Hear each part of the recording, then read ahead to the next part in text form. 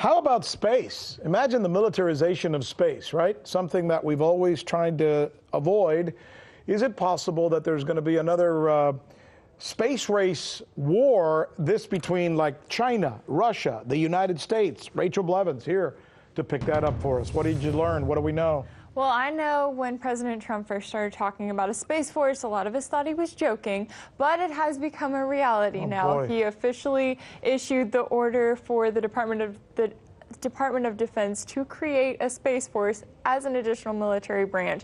And now Russia is firing back, and they're saying that by doing so, the U.S. is creating the pretext for militarization of space. Now, Moscow's chief of staff also pointed to the fact that the U.S. withdrew from the 1987 INF treaty, which Russia then did the same, and he noted that if the U.S. continues to escalate things politically and militarily, then Russia is going to continue to give a mutual response. Isn't there some kind of standing that has been established in the world at some point about what not to do with space?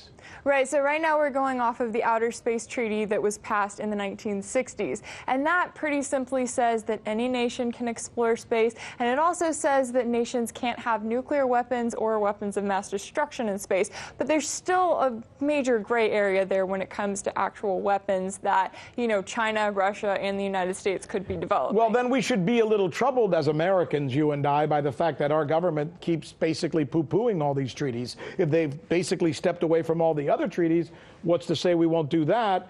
Then giving both China and Russia that pretext, right? Right, exactly. And a lot of it's going to take just looking at how the countries are relating here on Earth, especially when they do have that technology officially to go to war in space. We'll see how it all comes together. So right now, I mean, if you're going to believe the Russians, they're saying, look, we may have to do this because America's saying they're going to do it. And if you're going to believe the Chinese, they're going to say, well, we're going to have to do it because the Russians are doing it. So everyone's chasing each other's tail. Exactly. That's not a good thing. You know what?